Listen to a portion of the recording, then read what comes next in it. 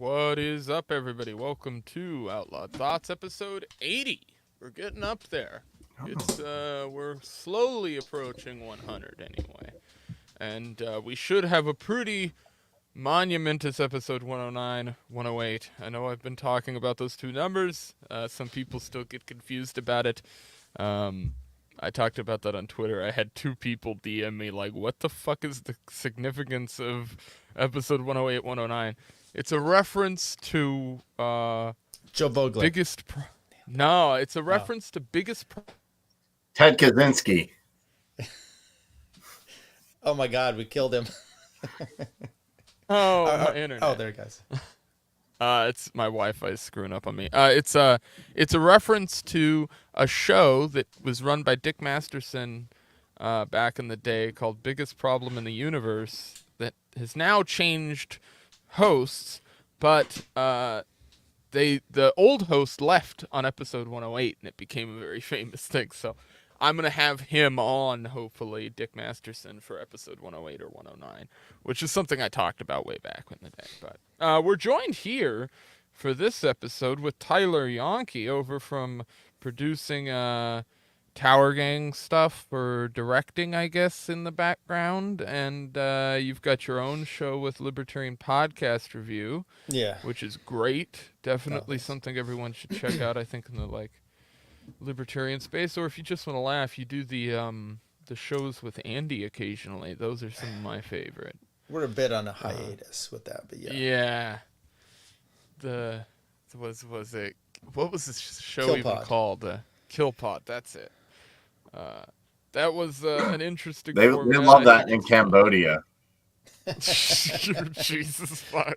Well, in The Khmer Amsterdam or Rouge wherever, doesn't Canada, like it, though. They kill pods, I think those are all over the streets now, right? Right. You could just go and put a dime in and dude, I wonder if those off yourself booths have Spotify built into them. Can I listen to Shot A while I lethal inject myself? That'd make me do it. Oh, fucking shit. That's such a hilarious idea for a skit. It's just a guy getting in a phone booth to off himself listening to, slow jams from the 80s. Oh. What's wrong with the slow jams? I don't understand. Oh. I love by the way, 80s music is the best. I'm just throwing that out there. 80s and 70s is my favorite. Is my 70s favorite is block decent. of Yeah. music. Don't It's also 'cause I you grew up forget with- about me. Right. It's all vocal stuff that I like, and then really good guitar solos, all throughout the 70s and 80s. And I'm a big fan of Jethro Tull, Ian Anderson. I'm really big fan of weird music that most people don't listen to. So it's but I guess now Jethro Tull's become a thing with younger people. I see young people listening to him all the time now, and it's when I was growing up, I found Jethro Tull because my grandmother used to play his CDs all the time. That was my exposure to that.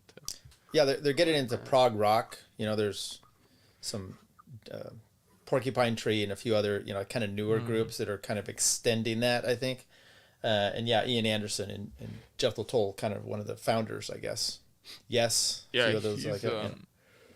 I liked him because it was always cool seeing somebody who's doing music without the traditional instruments. It was a weird thing to have a guy who's this sounds like rock music, but it's just weird. Yeah.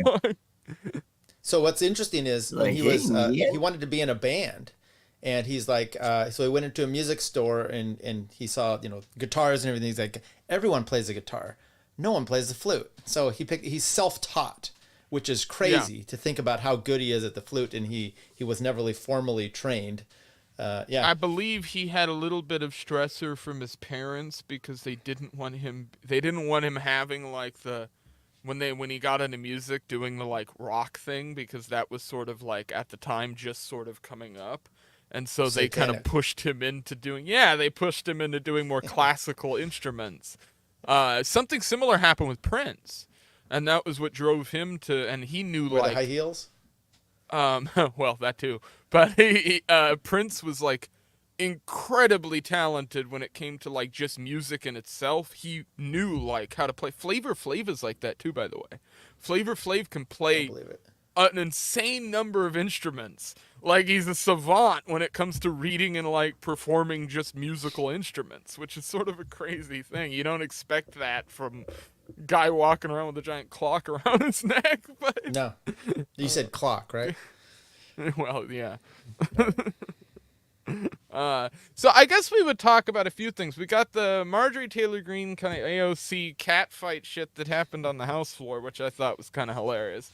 But further than that, we have the whole Trump legal situation, and I think it was kind of interesting. I've been watching Michael, or kind of watching YouTubers sort of break down the commentary and stuff, and kind of go over what was said, because sort of the weird situation you have where this is a federal trial involving the President of the United States, but you can't see it and you can't hear it, which is sort of a weird fucking thing. Like, it seems archaic that we live in a time where you can have a trial this important and this meaningful to the entirety of the country, and really the entirety of the rest, like outside of the country in a way. I saw Tim Pool talking about it, and I happen to agree with him that I'm like, I kind of feel like this should be like put out there. I feel like you should have just some provision that says if a trial involves the president, well, it should probably be public. Like, I don't know. I think that's a dirty thing to put into effect, but it's also like, it seems weird having this trial be happening and then having to get everything secondhand.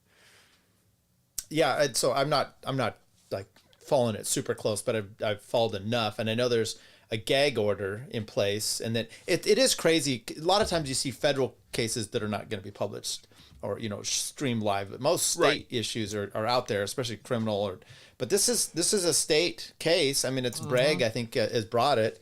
I mean, it depends on which one you're talking about, of course. And it is odd. I know Joe Neerman. He's Good Logic. He's a YouTube law guy. He wrote some briefs. He's trying to get the gag order lifted because typically you gag the media or whatnot to protect one of the parties, and it's typically like the defendant. But this is literally gagging. Hey, what's up, JC? Gagging to not allow him to speak, which is really his First Amendment rights are involved in this. So I was just looking at some of this case, and it's just so, we talked about this, I know, when it came out. I don't know if you and I did, but I think we did actually, about when this case was first brought. There's so many different ones, and I'm just looking back again, and it's just so stupid. And they call it hush money, the Stormy Daniels one, and it's such a funny term to use. Well, it's not legit. It's not about hush money. It's about how he paid his attorney and categorized it as attorney's legal fees, but then they're saying now that it was election fraud. So they're just tying it in. And I've made this comment before, which is, there's definitely, if you look at like Hillary, she paid someone, the Steele dossier. I mean, is that a similar situation? Probably. And you can easily get these people. It's more like driving 75 when the speed limit's 65. Everyone's doing it. And to then decide that you're going to get this one person that's going the same speed limit as everyone else when everyone's doing it, that to me feels like selective prosecution. I think Trump, for some of these, he did stupid shit. I mean, getting in bed literally and figuratively with Stormy Daniels is just stupid. But it's crazy shit. So let's talk about Cohen for a second, because Michael Cohen takes the stand, and Michael Cohen, I have listened to what has been happening to him in Cross over the last couple days. That man is getting ripped to shreds, as he should be. This is a guy who's admitted to perjuring himself and lying like under oath. So it's not a great witness to have called, to testify in general. But they have to, otherwise they can't. Yeah, they're forced. Yeah, they don't have a choice. That's it. The media, like Fox, I saw Fox is talking about why would they do this, and you're right. You're sitting there at home. I'm like, well, they don't have a choice. This is how they connect. The actual payments to Stormy Daniels is through him. That's the whole thing. And all the other stuff is connected to Cohen because he at a time was his lawyer. So so many of those statements and things are going to be listed through that. But he apparently just came in and just ate a bag of dicks because he's lied so far about a colleague that he said he was working with that made statements that apparently didn't make those statements, and has now gone into the House and said so. I'll play here, or I'll bring up one of the news stories here for Cohen, but even CNN and all of the like left-wing media outlets have said Cohen was horrible and like probably didn't help their case, because the jury is watching this play out in cross going, well, this guy's admitting that he lied. He has to, because the lawyer is forcing him on the stand to admit that he lied under oath.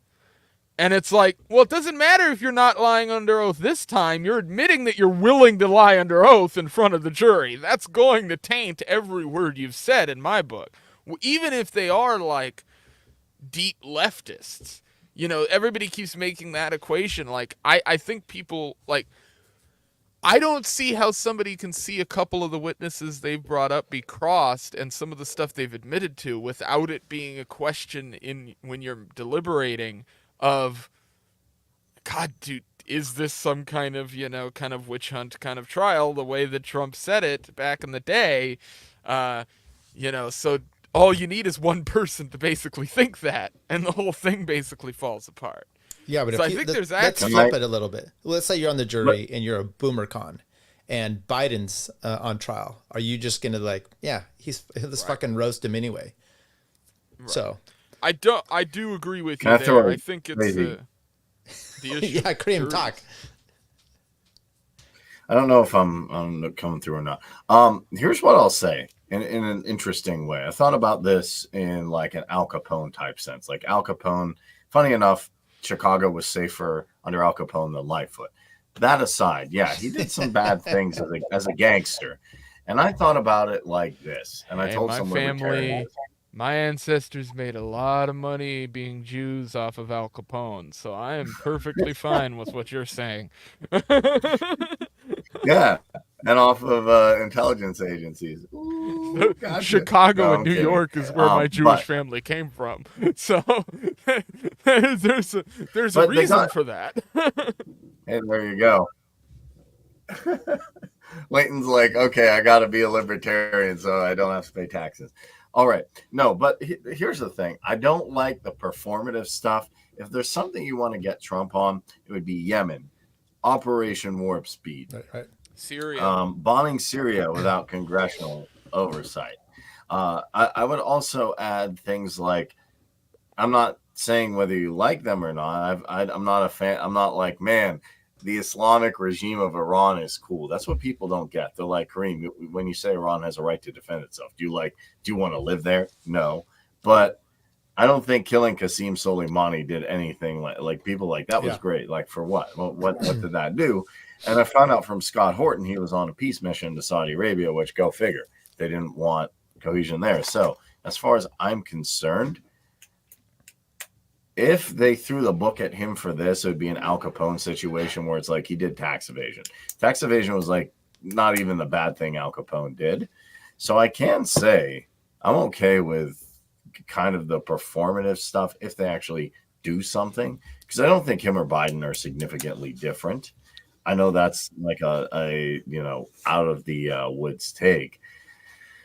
I also think Trump has not learned anything, and he'll print a bunch of money this time. So I wouldn't really be sad if because this being said, though, the whole trial is performative. This isn't something they think, oh man, he's so terrible for. They could have got Bill Clinton on Monica or something. Yeah. Sorry, am I lagging? Yeah, a little bit, but no, you're doing good. You're making great points. Hello. Yeah, so that's what. First of all, let me address JC. I'm not going to DC. Sadly, I know Kareem. Kareem is going to DC, and so am I. So I wanted to, but my son's graduating. I'm going to DC. Weekend, so it's Connect.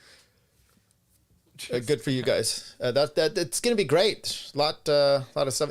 But anyway, I wanted to say about getting Trump on these other issues. The problem with that is you're even seeing that with some of the presidential immunity that they're talking about, and that was actually before the Supreme Court already about that narrow issue.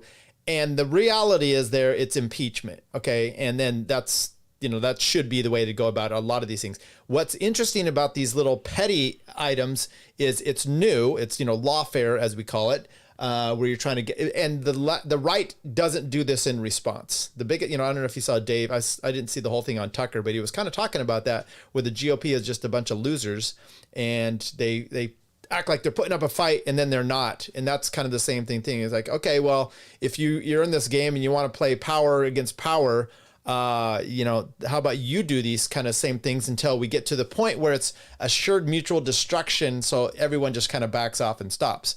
I don't know if that's ever going to happen. So that's why I don't want to see him being prosecuted for these kind of things. But then again, in a side a little bit, I do. So. Right. Well, it's a weird situation where legally it's a bunch of things that we haven't ever really been done, at least not in the way they're being done, at least some of the cases. So in that aspect, I'm like, ooh, this is interesting. Right. But then there's the part of it where I'm like, you're opening a Pandora's box that is going to just rip through people's existences in the political world, which I'm happy with, but at the same time, I think is probably going to be a net negative, because the people that they're going to affect with it are not going to be the ones that are in power already. It's going to be the newcomers that they want to police. And there was another case that someone went after a public official trying to kick them off the ballot, similar to what they did in Colorado, and the 14th Amendment issue, right, which was Thomas Massie. His opponent did that and tried to tie him up. And so what you're going to see is you're going to see these little things that are happening here to Trump, and you're like, okay, well, sleazeball, whatever. And then they're going to use it against people like Massie, who's not going to toe the line and, give money to Israel or whatever you want. Yeah, and that's the issue really what I they're have. Gonna do. Yeah. That's the issue I have, is because Massie actually takes principled stances. Trump doesn't. Trump literally, I think if you told him, hey, it's popular to support, you pick any issue. It's popular to support high inflation. It's popular. Oh, we love, and you pick anything you want. Like, even he's kind of changing his thing on the Palestine thing. Like, well, try and play both sides, because he's saying, oh, okay, there's a. So Trump's to me, he's that kid in high school who's like, what's popular? This is popular. Oh, absolutely. I want everyone to like me. So I do a little neocon. I do a little bit of Democrat. I do a little bit of Republican. I do a little bit of America, just stick it all together. And then you get some dude who's like super unprincipled. But my issue is, Massie actually is taking a stand. And it's good to see somebody who isn't just like, oh, yeah, send money overseas. For what reason? And it shows how scummy kind of like some of these organizations are, that one person, they have tons of Congress. Why can't you enjoy the Congress people you already bought? But the one guy gets out of line. It's like, geez, they run $300,000 of ads on him. And I kind of said, this is funny. Let them bankrupt themselves kind of running ads against Thomas. I hope they do.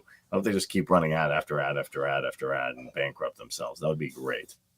Love to see it. Would, that. but 300,000 is so small compared to what that lobby has available, and it's really because it probably is a circle. It's like you saw with the FX and Bankman-Fried, or whatever his name was, with Ukraine, where money goes over there and then it comes back, and then he in turn gives it to our congressman as donations. So okay, fine, Kareem, you don't like what I'm saying? I'm just kidding. I think he was lagging. I know you guys in your internets. I don't know, where's he located? Is he up further north than you? PA. Oh, okay. Yeah, they don't have it out there in PA. I'm kidding. I don't know. He'll be back. But yeah, the Trump stuff is fucking crazy, because I don't see this like cohesion around the cases anymore either. It seems like the left has even sort of split on some of these issues. I saw RFK making the statement that he thinks Biden should have pardoned Trump.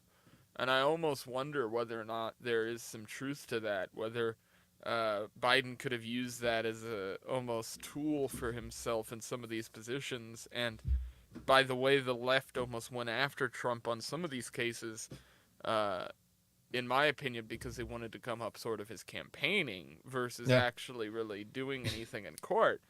And that goes to what Kareem was just saying about even Trump. It's the idea. He's back. Sweet. So I was just going to comment on kind of what he said there about even Trump, of taking the popular thing. And you see that with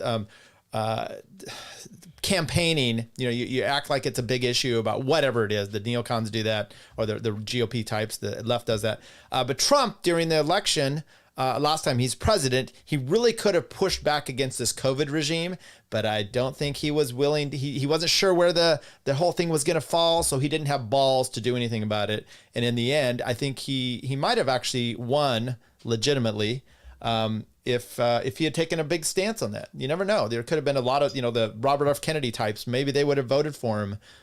There's a lot of those on the left. You never know.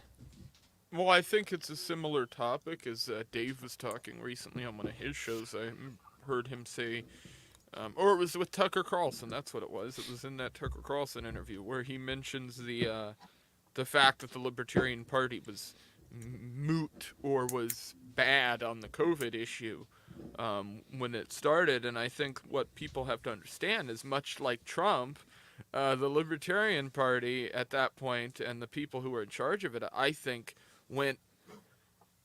weighed their options and went, let's just basically pussyfoot around this issue.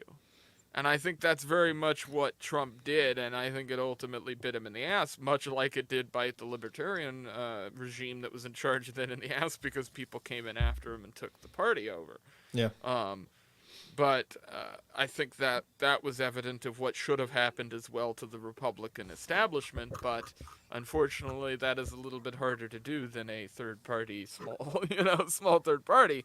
Yeah. The Republicans seem to be fractured in a sense that about 30% of the people they've elected or put forward are probably what we would consider to be actual Republicans.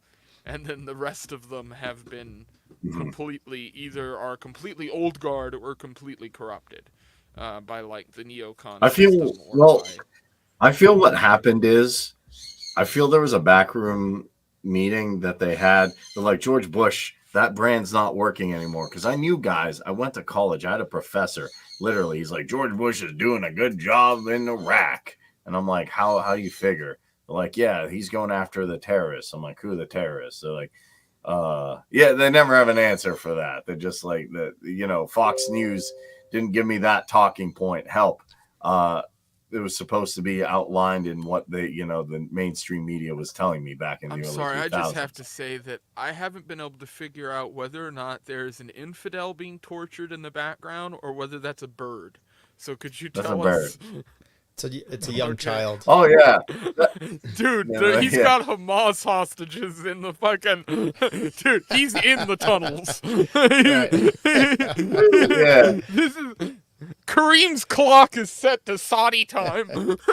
Right. I saw this one comedian. He's like, this is their shift clock. He's like, bro, terrorist clock in it or Hamas clocks in and out. Hey man, I got a free Palestine. But anyway. I feel a lot of the Trump people that are America first in his administration are like the John Bolton types are like, oh yeah, George Bush sucks. Let me say America first. Woo, America first. Like the Dan Crenshaw people. And then once they get in, they're like, I'm in Congress now, America first. By the way, don't you want a little war with Iran? And then they take all the Democrat talking points. That's what I've noticed a lot of including Mike Johnson, a lot of the MAGA leadership does. They'll go on Tim Pool. Yeah, I'm America first. I love America. Let's get big, scary China. They're scary. They do something we don't like. And then they'll turn around after they're done flag waving and be like, all right, what war can we start? And half of these people are also super pro NATO, which to me is like one of the worst, if the not worst organization right now, because they're trying to push for war with a nuclear power. Yes, that is a bird, by the way. I'm still not convinced it's No, not I'm not either. somebody tied to a chair getting their balls whacked over and over again. So we'll see. What's funny is, so I became a libertarian around 2016 or so. Actually, it was during when Trump was running and he got nominated. I was like, I'm out. And it wasn't like I'm a Trump hater at all. I mean, to see him eventually get elected, that like cracked me up because I had so many lefty friends that were just melting down, and so I enjoyed that and I preferred that. But that's not what I have been growing up. And so when you're talking about, back in the Bush era and some of these other, I remember Ed Koch, which was a mayor in New York, Democrat, lefty. He came out supporting Bush after 9/11 because his point was, and to me, it was very convincing at the time. But then again, I would just follow kind of what the neocon shit was happening. But he's like, look, if we can't defend ourselves and we can't, we're going to get attacked all the time. What do all my little social policies mean? Because I can't, who cares about abortion when we're being attacked by these filthy, Arab, unpatriotic killers out there, and all this thousands of Koreans across the yes, exactly. And I'm like, yeah, go ahead. Hey, man, what do you mean I don't support your system? I go to court when I have to. I'm gonna attack now. I'm be like, I'm gonna attack Toad and Top Lobster. Be like, you could do that.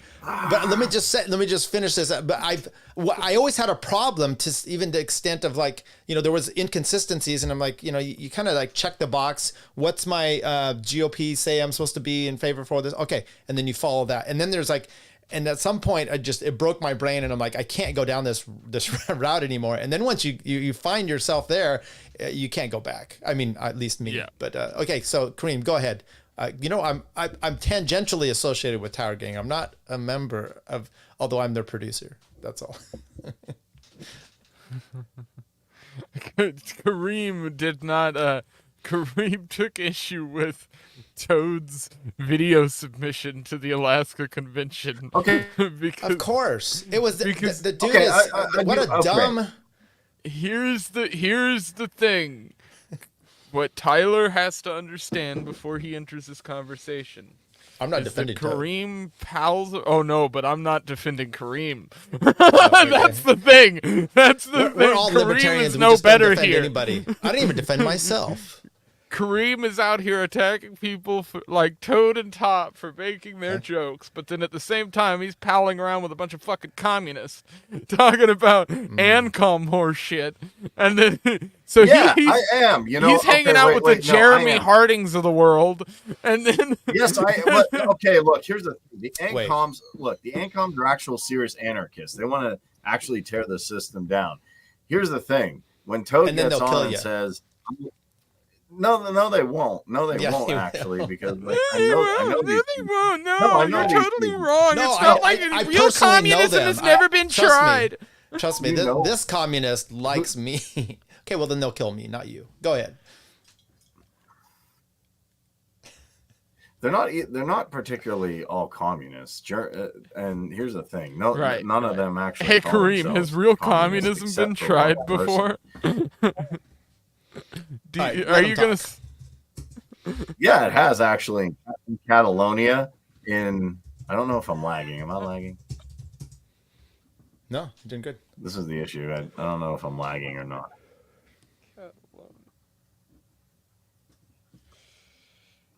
Let me run my laptop upstairs before I make the argument. Is that cool? I think you're fine. I don't think you're lagging. I mean, your clock's lagging, unless you're lagging on your 16 minutes behind, but. Oh shit! He's back. Okay, so here's the thing. So I'm actually gonna take a debate stance here because I've looked into this stuff. To me, going back all the way to Marx when it started, the issue was Marx had a transition period, and yes, Marxist-Leninism has been an absolute disaster. I'm not a fan of that, but I will say. He kicked Bakunin out, who simply said, if you have the working class take the status position of the czar, they'll be worse. They are. So, to me, ANCOMs aren't an issue. ANCOMs have a different view of property rights, but no, they're not going to kill me because clearly I've been hanging around with them quite a while. They could do bad stuff. Yes, people can all do bad things, and caps have done bad things as well. My issue is not to take with like one particular side. If we're all anarchists, we can work together. If we're not, then okay, to me, I'm more worried about the people who are slightly more statist, who say we're friends, like the conservatives, the Republicans, the minarchists, because they're going to still want to hold on to a little bit of vestiges of the state, where these people aren't. And you can feel free to disagree with me, but yeah, there's certain things that I haven't particularly been super like crazy about. I like humor. I do. I even liked it when George Carlin was raunchy, but I'm not a fan of like, the overt sometimes when they make like super, super, super racial or edgy stuff, then I'm like, okay, I have to walk that back. Not that I can tell people what to do, but like also if I'll bring it up, like there was that Jeremy Kaufman thing harassing with like the minor. And then there was also on top of that, like they made fun of my friends in EXE, MLTP, stuff like that. I don't care about like particular jokes. I just think, hey, are they actually helping the libertarian cause or not? Or like, and Toad in his most recent video said, unleash the cops. Now, to me, unleashing the cops on homeless people, especially in like our situation, like inflation sucks. Okay, I know Leighton's gonna laugh at me and say like, okay, fine, statist right, libertarian left. If I have to pick one, I'll pick the people who are actual anarchists. That's my little spiel that I was gonna get out. You can feel free to I just find it funny. Sorry, it's not that I hate every joke that has been. Some of the stuff's funny. So let me just say, that really bugs me. Which part? The unleash the cops thing, because to me, I really liked Rothbard in his earlier stage where he's like, let's work with people who are humanitarians or leftist. I'm like, yeah, I'm down with that. But then later in Rothbard's life, he said, let's unleash the cops and things like that. Now people say I take that out of context. I see the cops as specifically a monopoly on force on security. And I don't see them as any better or even worse as most street gangs. And if you want actual proof of that, they've done more civil asset forfeiture than even street gangs. Someone put a like goofy thing on Tommy Laren's video way back in the day that said, hey, Antifa, if you want to deprive people of their property, put on a badge and do it legally. And they've done more civil asset forfeiture. So to me, I'd rather go militia, private security like the founders wanted, like they explicitly said. Because if you look at the Second Amendment, there's, yes, obviously the right to bear arms shall not be infringed by a well-regulated militia. A well-regulated militia is not a police force. If you want to have constitutional sheriffs, I could argue that. But yeah, also homeless people, I understand why people are homeless and angry. Because inflation sucks. So I don't know. Toad also seemed really condescending in that video. I mean, maybe he was joking, but that's the thing. I can't tell if these guys are like real serious sometimes or they're joking or stuff, because then it comes off like they actually hate a person or they don't. So I don't see like the punchline, if that makes sense. Like for comedy, there's a setup and a punchline. I know Leighton's laughing at me. Am I wrong in any of this stuff? You can let me know. I think you are, but this is my opinion. We've established this. We talked on the phone yesterday about these topics. Let me pipe in here a little bit. So, one, if you think that Tower Gang, especially where they are now, is some sort of vestige of libertarianism, or that they're doing anything for the libertarian movement, yeah, you need to really, really think your thoughts there. The only one that I think really is libertarian at all is Clint.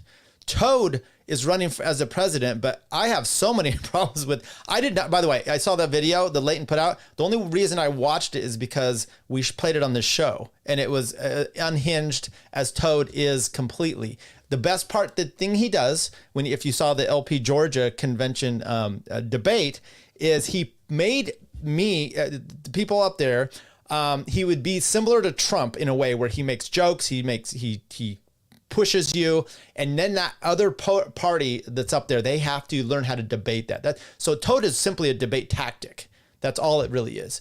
Unleash the cops, whatnot. By the way, with that in mind, I don't follow Rothbard to a T, and now he changes here, so I have to change here. I mean, for me, it's philosophy that I take in as it is, and it's not my religion, so my religion is much different than what it is there. I will also ask this question. What is the ANCOM's view of property rights when you say their view is different? And then are they going to try to enforce their view at some point on you? That's just a side question there.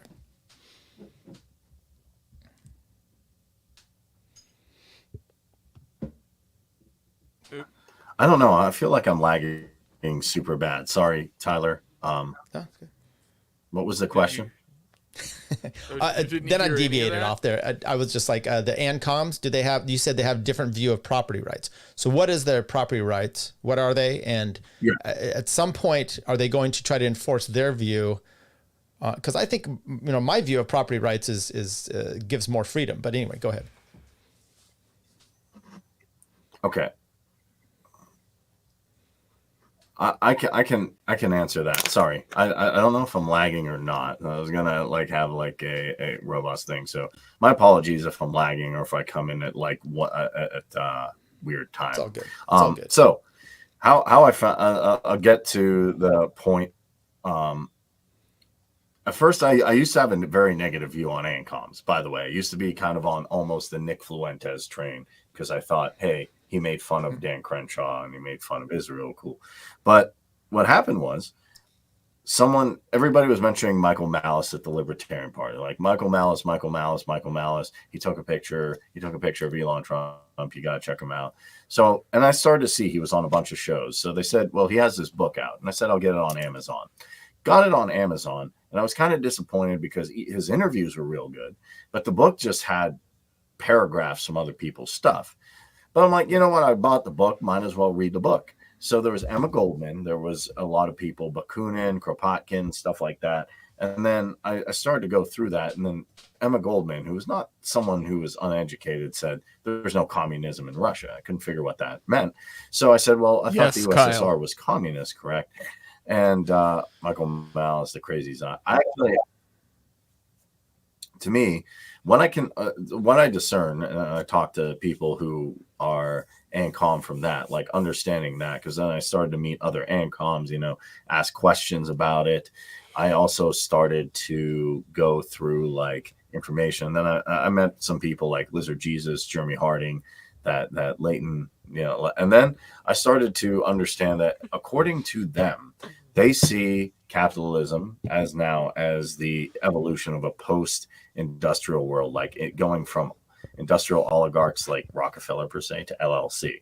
So their solution to that, to not have the system of corporatism, is to divide property up into something you would call personal or usufruct property, like my phone and my computer would be personal. But say I have a bunch of cars, well, then I could make that public property for public utilization. And that's, to me, how they look at it. They also look at, hey, instead of using money, because that is a barrier to entry, we could just exchange stuff. Now, that's a difference from Austrian economics. But to me, as long as whatever you're doing is voluntary, as long as you're not forcing me through coercion to do something, I'm almost okay with any economic, technological, religious, or social system. And I've also, looked at articles from Keith Preston who's brought up the fact that sometimes you need an anarchy, a yin and yang effect. And people say they don't like that, but the anarchists, ANCAP's view, anarchy is complete voluntary interactions without a monopoly on force. ANCOM's view, anarchy is no unnecessary. They're clear about that. It's not no hierarchies. Hierarchies exist in nature. No unnecessary hierarchies. So if you take the two and you get rid of the monopoly on force, voluntary interactions and no unnecessary hierarchies, I'm fine with somebody organizing their society on public and private property through different types of direct democracy, horizontal democracy, and I'm also cool with completely privatized societies. Why I don't think they would pose a threat is because more people, more than likely, are going to be armed once you get rid of, once government decreases. So I don't think there's going to be an anarchist faction that's going to have the ability to do something as crazy as the federal government or even the state government. And I do have more faith in my fellow man to organize than I do a bunch of psychopathic bureaucrats. So the fact that people don't like that I'm hanging out with ANCOMs, well, Ron Paul worked with progressives. I like these ANCOM people. They like early Rothbard. I like early Rothbard. They believe in voluntary interaction. They're not coercing me because we're actually friends and because I have firearms. So that's my long-winded argument about the people who call themselves ANCOMs. And to me, communism means the communal ownership. ANCAPs would say, like, we want complete privatization. Someone asked me, what if somebody doesn't like it? So, I mean, my position is going to continue to be that if you put your ability to practice the ideology or a belief that you keep on the structure that there's a possibility that an anarchist group or an ANCOM group does not rise to the ability to put you under some form of persecution, I think that's a fight you will lose and have historically lost every time. So I think that's my point. My point is that the ANCOM version of property rights, the ANCOM version of really their entire ideology, hinges on the fact that eventually they are going to need to move into areas with people that do not want to follow that, and that will happen by force. And you can make the argument it won't happen by force, it'll happen by voluntarism. But the reality is, in every position where that ideology has allowed to exist in long periods of time, they have eventually forced it on people by force. Well, here's the thing. Okay. So, and I just watched a documentary on Francisco Franco and the CNT FAI. One thing to recognize is they moved into areas where there was status control. Like if you're fighting against Francisco Franco and you actually do want to win it and secure your survival, it's a praxeological move to start moving against status. And I think personally, a lot of ANCOMs that I know don't have the capacity to, they're not that big. B, they're going to be small communes that can confederate. I don't see that actually being a problem because at the end of the day, people are still, if we have a decentralized society, people are still going to respect property rights insofar as that they know that if their community gets out of line or community gets out of line, they can be socially ostracized. So there are free market elements that go into I just don't partly think being an people ANCOM. And there's care also nearly as much about the community as you seem to, or the ANCOMs think. Because the reality is we live in a society where millions of people are killed before they're even born, and people are murdered at a high rate, and people get their shit stolen all the time in large metro cities. So, for instance, like, you could make that argument, I think, in a rural part of Alaska a lot better than you could fucking Detroit or Chicago or New York, where you have, at least 5% of the population, if you told them tomorrow that there was no centralized police force, would take everything they could from the percentage of people they could get access to. And I think that's something people just don't understand how to grasp with. Private security and property rights and all those things can only work hand in hand if you have a system that allows it. And the ANCOMs clearly don't want to allow that because their view of property rights is different. They do want to allow it because they still have actually very similar things to ANCAPs where they want to have community policing. Maybe that's slightly different from private policing. But that's still what a I'm form of Democracy in that security. Democracy in that form is always going to be corrupted and is always going to fail. That's my position. That's why I have the positions I have as far as, for instance, I've talked about this before, but right up here I have Joe Vogler. And I talked about you on the phone about this. This is the Committee of 101. right? So the Committee of 101 in Skagway was formed in the late 1800s to kill that man, Soapy Smith. Soapy Smith moved to Skagway after having already killed people in multiple other states, but there was no law, there was no legal system in Alaska that could have stopped him from doing what he did. He set up gangs throughout Skagway, Alaska, and began to rob people as they made their fortunes on the gold trails. Eventually, the town got so fed up they're removing him from the town or killing him.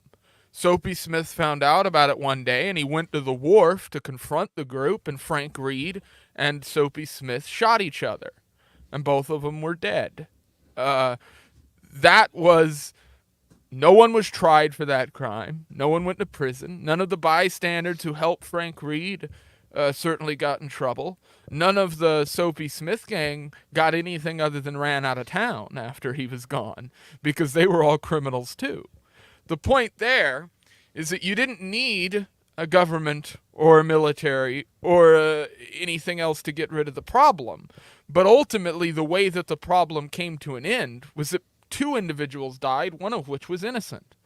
And so the point that I've always made to people is what the committee could have done if they had had support from, say, the outside law enforcement that existed at the time was taken him captive and hung him, which is probably what should have happened to the guy. But Frank Reed did not have to die. He was an innocent man who gave his life to protect the people of the town. And he didn't have to be put in that position. He shouldn't have been, because every other town outside of Skagway at that point had protection from law enforcement except for them, because the law enforcement that was there was bribed. They were on the take. So you don't have anybody to turn to. The only people they had were the group that they put together. So in my opinion, it's an example of vigilantism that was done correctly, where you don't have a choice. This guy is stealing money. You're going to have people no longer come to your town because they're worried about their fortunes being stolen. And so that was the position. I think the point that I'm making there is that if you have a community, it doesn't matter what form of policing is there. If something bad enough happens, you're going to have a form of policing come about real quick, because that's typically just human nature.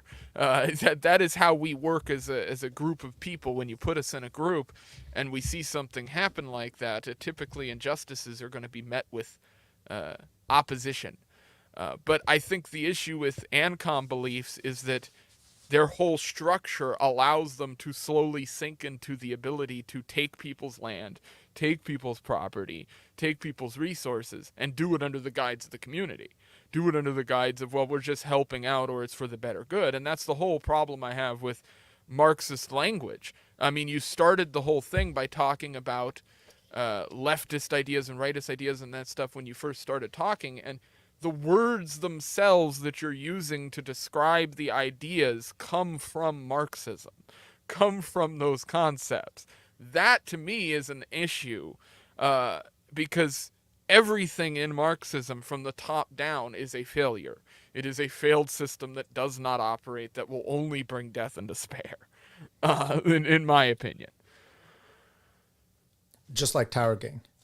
Let's get back to yes, that. Well, yes, the issue very is similar. I'm Very opposed to similar. Unleash the Marxists cops. as much as I'm gonna name this Okay, episode "Unleash fair the enough. Cops." All right. So let's break. Okay. All right. Unleash the tankies. Unleash the cops. I guess you could say which one. Now. Well, I mean, you can to break unleash that them. down, I'm in first of Alaska. all. We can pot shot them from here, so I'm not super concerned about my property rights. What I'm talking about is these cities and these areas where people are going to be concentrated in large masses of people. Yeah, if you had that system in place and the ANCOMs got their way, it would end in complete chaos and murder on a mass scale. I mean, that's just what would happen. You can disagree with me, and I'm going to point to a bunch of historical points where that exact thing happened. And you'll say, well, that's not the real ANCOM. And I'll say, well, yeah, that's the same argument that the Marxists make. And then we'll just go in a giant circle. All right. I mean, so that's the let me circle, by the make way, that a they've few- been going let me in make a few. forever. Okay. Okay. So there's a bunch of stuff there. For one, in modern day society, what a lot of ANCOMs do is something called communalism, not communism, where they create democratic confederalism, like I was talking about, which is just my grandma lived on small a towns that have the ability to vote through direct democracy. It's not stealing people's land. It's not expropriating. And yes, the big disagreement is how we utilize property. We can figure that out. Some people want to use money. Some people don't. We can figure that out. As far as the Marxist stuff, the Marxist language, I'm not a fan of that. And you'll find if people are really principled ANCOMs, like my friend Lizard Jesus, they're going to be against using Marxist language or Marxist terminology. The only thing that Marx got right, two things maybe that he said were right, are don't ever surrender the guns, which we all agree with that. I do like the saying when you go better far enough people left said to get that your guns back. And I'm not against better people than Marx said that first. Each according to his ability. Okay, fine. I agree with that. Also, the idea each according to his ability, according to his need, is not a bad idea in and of itself, unless you facilitate that through the state, the market, and decentralized means can figure that out. It's not. Tyler is witnessing what is the back and forth. This is the back and forth me and Kareem have every fucking episode. It turns into at some point. Then let's go back to Tower Gang and here, Kareem. I do have a question about the Tower Gang stuff. So you don't like their comedy. Is it only because you feel that they are kind of this face of the libertarian movement? Otherwise, if they're not, and if you listen to especially Top Lobster, he's disowned that completely. Jose, pretty much. Like I said, Clint is really the only one. Toad is fake. He'll say he's libertarian. I don't believe he is. Gay. Yeah, right. Very much, and autistic, which is a problem. So other than that, if they're not associated with the libertarian thing, or they just happen to be libertarians, but they have this thing, do you have a problem still? It just kind of like that would be correct. Yeah. If they said we're not libertarians, we're just, crazy dudes on the internet just saying crazy things. And they kind of like, which I've heard Top Lobster did. I wasn't 100% sure or not. If they said, hey, we have nothing to do with the LP. We're not going to, engage in LP stuff. We're not going to engage in any libertarian stuff and just, be, I guess, internet comedy acts or whatever they do, then yeah. Okay, yeah. It's the same issue I had with like the LPNH when they're like, yeah, okay, the cops should like take out these protesters. And I'm like, what does that mean? And they're like, well, we need to clarify and stuff like that. So when people say like things that are kind of loosely based, I'm like, okay, so what interpretation do I have? And the problem is people aren't real intuitive. I remember when I ran for local office and I said, hey, we should end the drug war to conservatives in like a real chill way. I didn't say like, yeah, people should spark up. I said, end the drug war. And then I ran for local office for school board and they're like, Kareem wants people to do drugs. I'm like, people have no way. People are not good at interpreting things, for one. A lot of people don't look into stuff. They're just like, well, Kareem said, a lot of people pull a Kathy Newman to a Jordan Peterson. Kareem said, he's for Pepsi, so he's against Coke. So yeah, if they just said, hey, we just, don't care. Now, I actually do like Clint. I like Clint a lot. I just, his counterparts, I'm like, what the heck is this? So yeah, let me ask you then. I have no idea what he actually, I don't know. It's like a Vermin Supreme thing, or he's just being, what the hell's going on? So, dude, he did his LP photo as Kin Bone. He cosplayed Kin Bone. What the fuck are we talking about here? So good stuff there, and so I get that, and I understand the concern about tying it to to the Libertarian Party, but you're a libertarian, you hang out with ANCOMs, so maybe I'm concerned with your form of libertarianism tainting my form of libertarianism because I prefer the right side and you want the ANCOM side. Now I'm like, oh, okay, so this guy, he's just a communist, right? I mean, we saw that, and by the way, I'm kind of being facetious here, but the Rage Against the War Machine as an example, and you get all the Hinkles and these types that I think are horrible people, but they're there as well. So what do you do with this? And at some point, you just kind of have to trust people to be able to dig into it themselves. You said you heard Top said he wasn't a libertarian. Okay, well then maybe you take this. Maybe you just take this humor for what it is. And if it's that person's in the Libertarian Party, okay.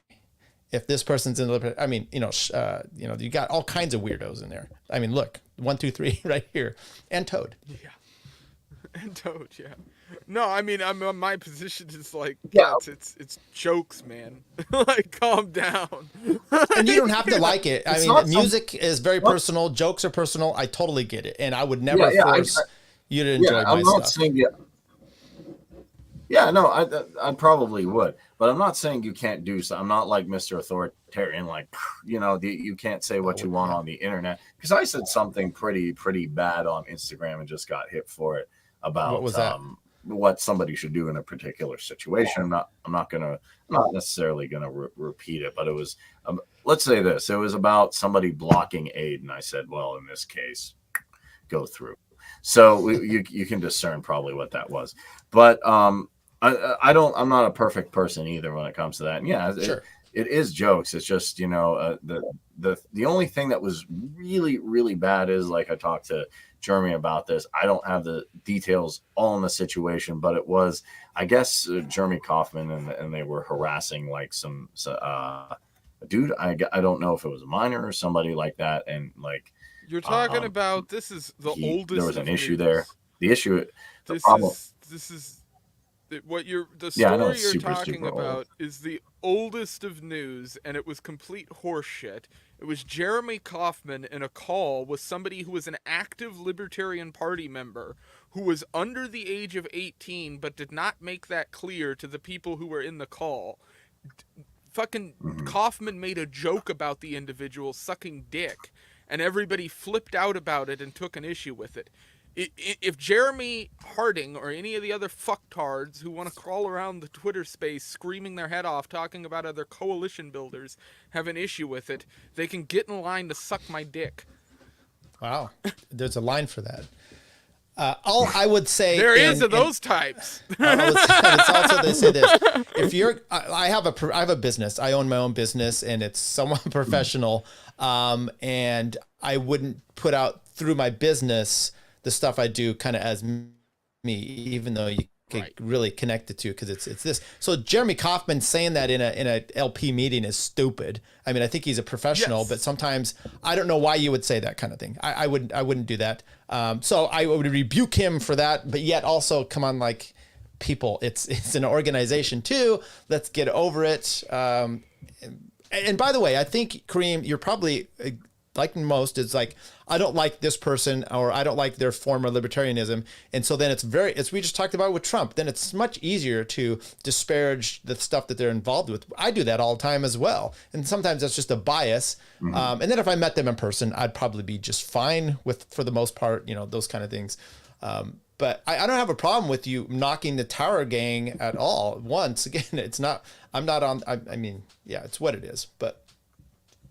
Yeah, I'm Yeah, in the internet here's my stuff. So I look at some of the shit that people have decided in the libertarian movement to use against other people, and I'm like, this is the most childish, laughable shit. There are people on the internet who are literally filming themselves beating people unconscious, robbing each other, and like doing drive-bys, and you guys are on the internet crying about somebody telling somebody to suck their dick. Like, it is. But if that's the world we're in, we've got bigger fish to fry. I don't have all the details of that conversation and stuff like that. I remember there when it are. happened. Okay, there are times, and to me, when people look at me and I'm like, okay, I'm a libertarian party, and it's just like, the statements Joe Jorgensen made or people like that, then I'm sitting there doing like damage control, like, oh, aren't these your people? Isn't this what they believe? I'm like, no, why? This is not. This is the point that I make to so many libertarians. Why the fuck are you doing damage control for other people? Stop.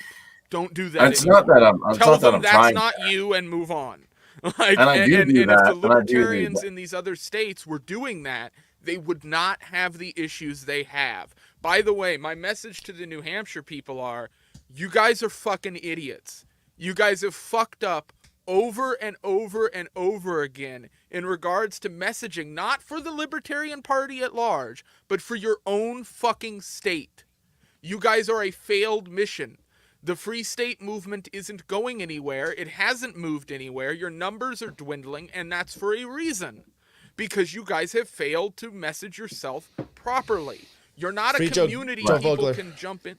Yeah. People can't jump into the New Hampshire community, frankly, because it's expensive, and the people that are there are uninviting. Yeah. And so no one's there, and no one's going to move there. That's the reality. No one wants to rip that Band-Aid off, but that's the truth about LPNH. That's the truth about their situation. They're a failed experiment, and they don't want to admit it. It's probably great living there, though. Yeah, but I feel they're still. Oh, I'm sure it's an awesome place if you have that kind of money. But as somebody who looked into moving there and actually talked to some of these people, it's completely. If you're anybody who doesn't own your own business already or who isn't already independently middle class or wealthy, there's nowhere for you to go in New Hampshire. That you're not paying $1,500, $2,000, $2,500 a month for rent. I mean, that's most people in the United States who are working a full-time job are not going to be able to do that. Especially not with the pay that New Hampshire provides. And I've talked to people who were talking about moving, and I've talked to them before and said, you'd be much better off moving to a state that already has some little bit of liberty in a sense, but is better financially stable, more financially stable, and more better to create those environments. I've pointed out before, but I mean, there are those other states that are doing decent jobs. There's Iowa, where Josh Smith is over at. There's areas in Florida, but Florida has some gun things I'm not a big fan of. But there's plenty of states that have the same laws and regulations as New Hampshire or very similar to them that people just don't pay attention to. So what I would say ultimately is, and it also falls on me too, that, hey, we can have every party's going to have people who I think are saying crazy stuff. It's just the Democrats actually make them the nominee. And so the Republicans, but I think we can do better because the media is going to be more skeptical of us, especially they're going to say, hey, if someone comes out who's a libertarian and says whatever, they're going to be like, hey, that Vermin Supreme is, or Toad or whoever is the, poster for these thoughts. So what I actually think we need to do, and what I actually would like to do is, build unity, but also bring some kind of prestige to the LP that says like, hey, even if I'm going to say some raunchy things, which I do myself, I'm going to do that in a way that's, I guess, more interesting, more diplomatic, not just saying like, hey, shoot the protesters or the crazy stuff that Kaufman said or whatever like that. And I'm trying to do that because I've done podcasts where I've yelled at people, and then I've done podcasts where I was actually more chill and diplomatic. People like, how you doing that? So I can kind of maintain a cool frame in all of these things, and it's especially paying off now because I've converted a few people who are like hardcore Zionists just by being real chill, and they're freaking out, and it makes them look bad. And Israel Palestine's like the huge thing for me. So that's where I stand on that. Is if they all said we're not libertarians anymore, we're just random internet trolls. Yeah, who cares? But if they keep going. So that's my point, and I really like. It's like being, but they can be libertarians and have this, and I totally get it, because I think their credibility and their rise played a part of being in this sphere, right? That's why I found him. So everyone associates him kind of with that, And if they break out of that and it's like, okay, some of us happen to be libertarian, but they go to I get what you're saying, because they go to the LP in Georgia and some other things. So there's definitely a tie, but it's what it is. And I get that. But yeah, I mean, here we are. It's a libertarian party. And it became difficult because I'm like super passionate about Palestine. That's like my main issue. So like then people are like, well, Kareem, you're anti-Semitic. I'm like, prove that. You're part of the LP. Okay, this guy is, and this guy said this joke. I'm like, okay, let's dial this back. I don't have a problem with any particular race or any particular religion or any particular thing as long as it's voluntary. But I have an issue with this, and this, and then this is not helping. So it's not like, okay, ban their Twitter account. Just like, hey, I have lots of issues with different religions residual and different crazy groups of people. I just don't think you can use that as an excuse to do something different to them. You can still have those beliefs. And the Libertarian Party allows you to have those beliefs. I think a lot of fucking religious groups are fucking retarded. So I'm not a anti-Semitic either. I think definitely the on your art side for me. Go ahead. I'm lagging again. Sorry. I think the art for me is being edgy, saying the things that really will get people interested, and the things that are really, really important about like inflation, stuff like that. Like even sometimes crossing the line, but also having a diplomatic thing about it. So it comes across as, hey, I know what I'm doing. I'm professional, kind of like a salesman. Like I'm going through a closer class right now. I read like 2 books on Robert Cialdini, is being able to deliver a message where I can get the point across. I'm assertive. I know what I'm doing, but I'm not like going overboard and, causing a bunch of damage to myself or damage to my party. That Robert Cialdini is just not a magician. Because that sounds like he's not a magician. He's not a magician. And it's weird too, because in high school, they always said like, I don't want to run an extra lap, even though I'm not a big fan of cardio. They're like, who do you represent? Your high school. I'm like, so there's always been part of me that's complete individual rights. But then funny enough, when I read Bookchin, I'm like, but I also want personal responsibility to that. Even if I'm going to say crazy stuff, I kind of want to back that up. So this is something that I like toss around in my head a lot. And that's why I think, some of this stuff is problematic that I do bring up, not from a status stance of ban it, but like, hey, I don't want to draw attention and say, this is not who I am. This is not who we are. And I think we can do better. It was even funny. I was on a space with Clint, and someone's like, I'm a teacher. Should I watch Tower Gang? He's like, no, don't watch Tower Gang. And I'm like, if it was not clean comedy, but if it was maybe like George Carlin type comedy or even Lenny Bruce type comedy, then I'm like, yeah, because as a kid, I watched that stuff.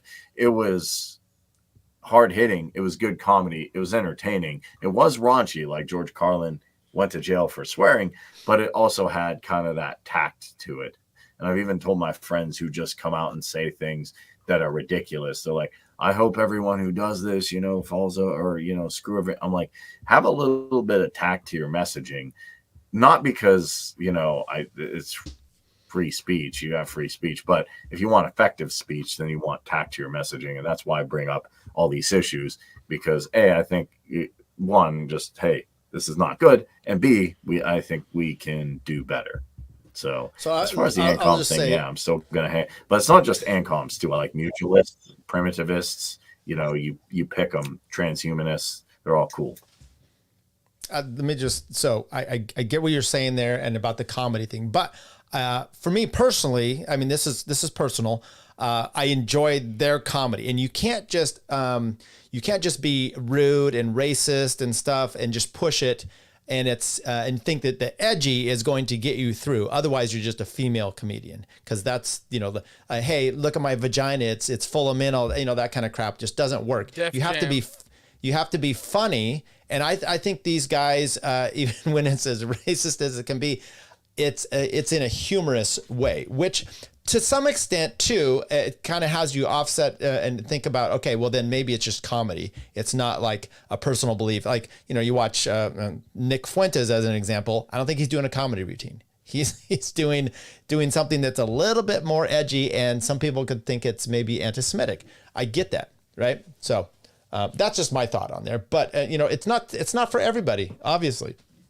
Let's talk about this before we're kind of closing things out. I want to cover at least this fucking wild. Yeah. And it was actually good. Thank you, Tyler, for having a respectful discussion. It was actually really cool to have that, because I've always wondered, I've always wanted to like bring that stuff up, because like some people, we talk about the Tower Gang. I'm like, let me actually, and I'll bring it up to like Toad too, and be like, hey, this is where I think you're wrong in these cases. The old stuff. Yeah, go meet Toad. Me and Toad will go at it. Me and Clint will go at it.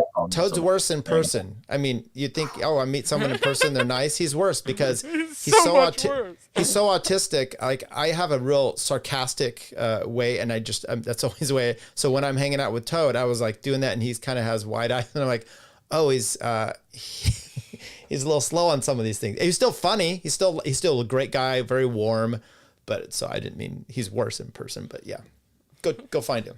All right, let's check. Does any other member seek recognition? Mr. Chair recognizes Ms. Green. I'd like to know if any of the Democrats on this committee are employing Judge Merchan's daughter.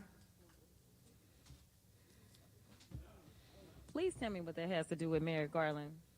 Is she a porn star? Oh, Goldman. That's right. He's advising. Okay. He's advising who? What? Do you know what we're here for? You know we're here about AOC. I don't think you know what you're here for. Well, you the one talking about. I think your fake eyelashes are messing up. No, ain't nothing. Hold on. Listen. Order. Mr. Chairman, That's beneath even order. Of your committee. Order. Please. I just noticed. Point of order. We have a point of order. Mr. Lynch, state your point. Mr. Chairman, I would just like to ask the parliamentarian if your conduct here in raising money in connection with this hearing is referable to the Ethics Committee within this hearing. Is a motion in order to refer your conduct and Sir, I do have a point of order, and I would like to move to take down Ms. Green's words. That is absolutely unacceptable. How dare you attack the physical appearance of another person? Are your feelings hurt? Her words down. Aw. Oh, girl, baby girl. Oh, really? Don't even play. Baby girl? I don't think we are going to move, and we're going to take your words down. I second that motion. So who will have to fail? Okay. All right. We're suspending. I love how it's just pure chaos. It's just broken loose. No one knows what the fuck is going on. That's always what it appears like. The committee will reconvene. Miss Green has 4 minutes and 21 seconds. There's a motion. Ms. Green, do you wish to strike your words? I have 4 minutes and 21 seconds to speak.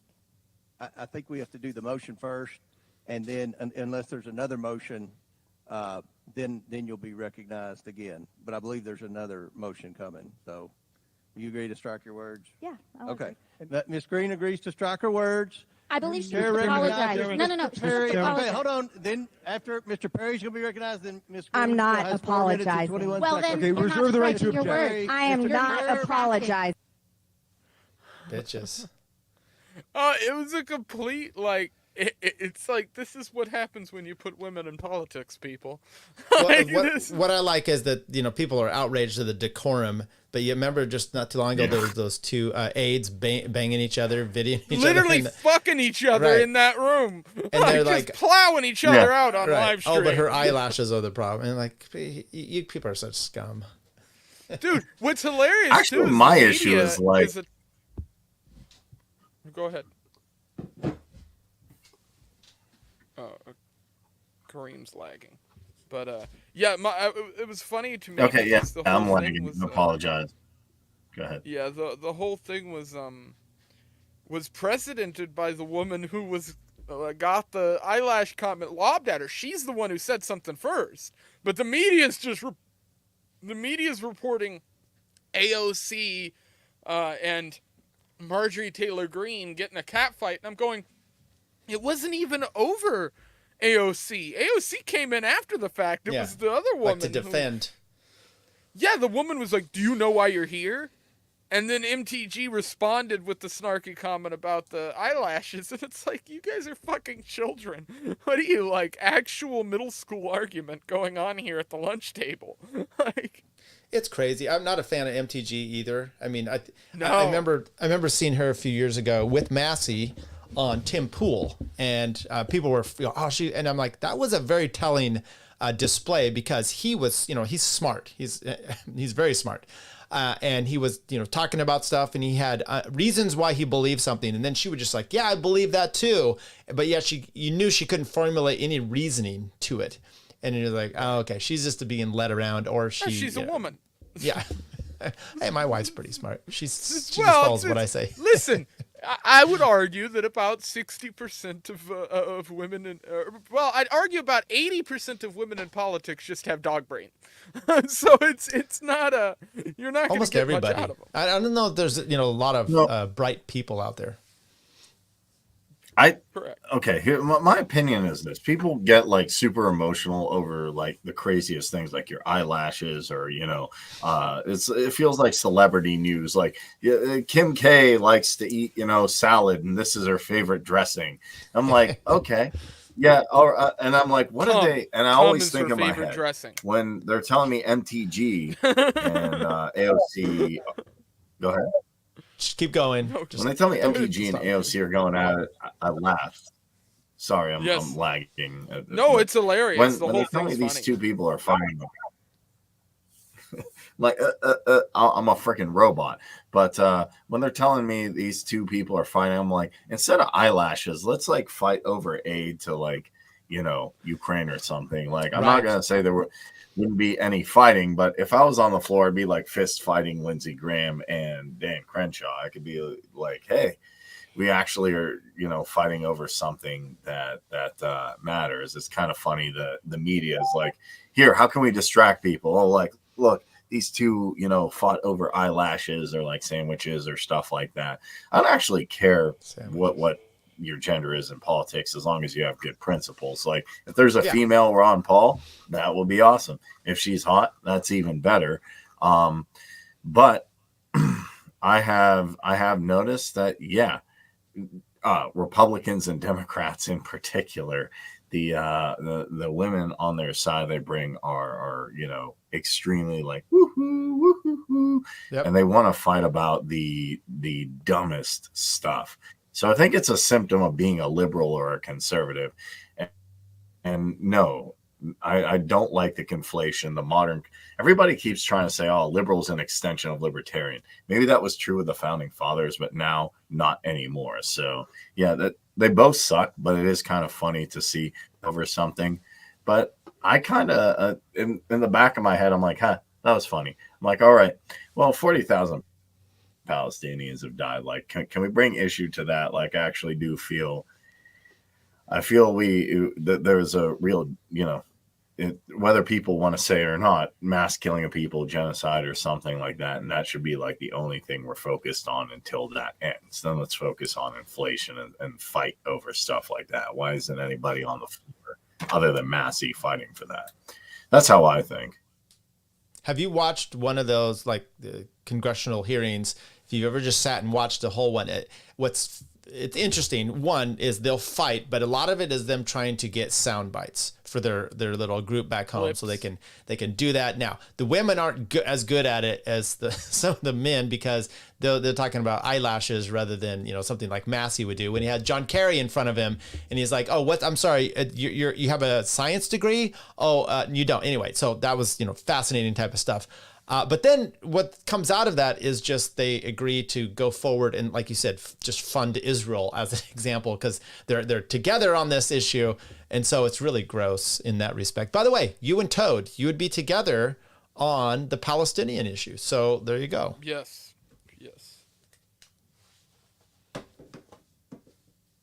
All right. Well, I don't want to keep us on too long, and we're at about an hour and a half. I'll let Kareem catch up here if he's lagging or anything. Yeah, let me kind of catch up because I've been freezing. So here's what I would say, because obviously, like I still have like a lot of disagreements with the Tower Gang and stuff that was said, and also we want to talk about Malay. So if you can, Jeremiah hit me up and said he wants to come back on the show. Let him actually back on the show to do a Malay stream and then hit up some of this stuff as well. As far as I'm concerned, like there can be differences, but then there is actually like certain lines that I say like, hey, after like somebody crosses this, then I don't want to jump over that line because A, I don't think it helps. B, I think it hurts the libertarian cause. So that's where I'm at. You can also find me at Kareem6633 on X and Arc Unity, a bunch of other stuff. I want to debate the Tower Gang as well. I'm going to do that actually in DC because I've been lagging like crazy here. But I have a lot of stuff to bring up because they've attacked groups I'm in Mad Liberty, EXE, stuff like that. So I need really to find Toad and Kareem. I need to find Toad and Kareem, lock them in a room, and put it on I'll go tape. at it with Toad. I'll go at it with Toad. I'll go at it with Clint. I would just agree with you on 90% of what you say. I would debate with you, Kareem, on your side against Tower Gang. Yes, that's just that's the humor of this whole. Let's get it. That's the point. I'm gonna knock the tower. I'm gonna knock the Tower of Babel over. Tower Gang's gonna be is gonna be Pisa after we're done here. So it's gonna be still up though. Tower of Pisa is still leading. Obviously, right? I still actually I think they fixed it. Yeah, it's still there. It's not like it's down. So I don't know what you just want to have them tilt a little bit. Come on. By the way, I wanted to address this one, Rose. These guys need to stop being little bitches and let their opposition join the stream. Who's Rose? First off, I don't know who they are, and they're not somebody who normally is in my chat, so I'm assuming they're one of Kareem's people. Rose is my friend. Yeah. I don't know who you are. I don't have opposition publicly. If you oppose me, you can come on my show anytime and I'll debate you on whatever topic you want. I'd probably rather do it on a Twitter space, though, because I typically like to keep the shows a little smoother. That's why back before I did, Jeremy Harding, that was the introduction I got to that guy, was me needing to boot him off my show because he wouldn't stop screaming at people. So which is weird because doesn't he live in a closet? I don't know. Something like that. Anyway, shots fired. Jeremy's actually Bobby, a good dude. Like Bobby, I think I've seen you in places before. Mike, yeah, Gutter Punk Bobby. You should go check Gutter Punk Bobby out. Gutter Punk Bobby has the Mad Liberty thing. Here's the thing, Jeremiah, Mike, Bobby, me, we're not perfect, but we're still trying to promote unity, and they're all good people. We're all working towards the goal of like, hey, you believe in decentralization. I do. Let's figure out the nuances later and take out the state. Then we can say like, hey, private property, public, all this stuff. But these are the people, I work with on not a semi-daily basis. They're actually all good people. Rose is from the New York Mises Caucus. Rose is actually Mises. So what I think we should do. Rose is a woman? Rose. Yes, Rose is a woman. Yes. That's not Rose Pinochet, is it? I know that Twitter account. Okay, well, for the record, she's a woman, so I'll give her this. I'll give her this little bit of a pass on this issue. But you're new to my stream, and you came in my chat, and you referred to me as a bitch. I am not. I like internet blood sports, but I don't have any interactions with you. Yeah, it's not a good introduction. Do you just normally get to join someone's show? I mean, Yeah, and like, for the record, this channel has 50,000 views on it. It's not like it's a useless platform. Like, I do try to, harbor a little bit of success over here on YouTube when I feel like it. But, yeah, I will catch you guys on the next one. Check out Tyler. Tyler has a show called Libertarian Podcast Review. Great YouTube channel. Definitely go review. It's on a strike hiatus right now because I did medical harm last week. I was ripping on Patrick Bet-David and Cuomo. Patrick Bet-David deserves some criticism for the fact he hired this guy, and people want to let him off the hook. I say no. So go watch that show. It's on Rumble. I absolutely agree with you on that point too. It's something that I think people just glazed right over. They're like, wait, this guy's paying him. like he's giving him a paycheck, like which I don't think a lot of people realize. But yes, check out Libertarian Podcast Review. Go check out Tower Game, which Tyler does help out over there. When you see chats pop up and mailbag stuff, I think that's you doing that. So you guys can give him a shout out in the chat while you're watching or something. I'm sure he'll see it. But I will. Oh, by the way, right. Top is sending me a shirt. So I will have a shirt for DC from Top Lobster to wear at the Trump speech. So that'll be fun. Leighton, I just want to say thank you for having me on. And Kareem, as always, I always enjoy our conversations. I wish just one time I want to talk to you where you're in sync and not lagged. Dude, I swear to God, So just one time. Kareem's internet is the bane of his Yeah, my internet. You know what? I was thinking of resetting my router, but I'm like, is it mine? Is it Leighton's? Whose is it? But yeah, no, definitely. I actually want to have a debate. People are gonna be like, why didn't you debate more? Because it's all your fault. You know what? Mr. Unleash the cops. Unleash the tankies. Unleash the tank. Well, enjoy DC. Leighton's both like, you guys out there. You know why Leighton doesn't like ANCOMs? Because Leighton's secretly a Maoist. He's like, yes. All right. Oh, Jesus Christ. Supreme Leader. Supreme Leader Clint, how do we crush the resistance? He's like, don't give those illegals guns. Like, whatever you do. We need the nice people and badges to disarm them. All right, Mr. Smith, send the troops to the border. So, but here's the thing. I think we should do a stream with me, you, Rose, and Jeremy and break down some of this stuff. I think it'll be fun. You're asking and it'll be me intense. to devote hours to pure autism. Yeah, I'll put something together. Hey, you know what? We'll get it worked out. I'm not on the spectrum. I am the spectrum. Hey, you hang out with me. I'm I'm crazy. So. I get it. I join meetings. A couple hours to talking with some autists. I join meetings and literally say I'm an ANCAP man from ANCAP stand. Like, that's pretty. And then I've ran around.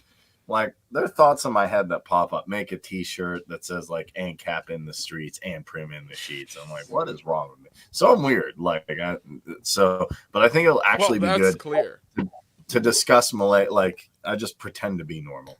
It'll be cool to discuss Malay, and we need to discuss some of this stuff because I don't know all the details of it, so it's hard for me to debate it, and I'm lagging with Jeremiah and with Rose because it's stuff like that. And we'll keep debating the ANCOM thing. Although I'm not even an expert on ANCOM, I just like all forms of anarchy, whatever it is, mutualism, anarcho-capitalism, all that stuff.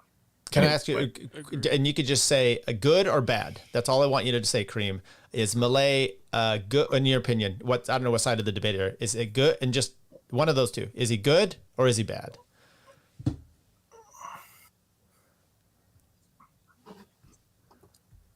Interesting. Okay. Did you hear, Kareem? Let it go at that. That's the best answer. That's kind of a perfect answer. I think this is. All right, wait, one second.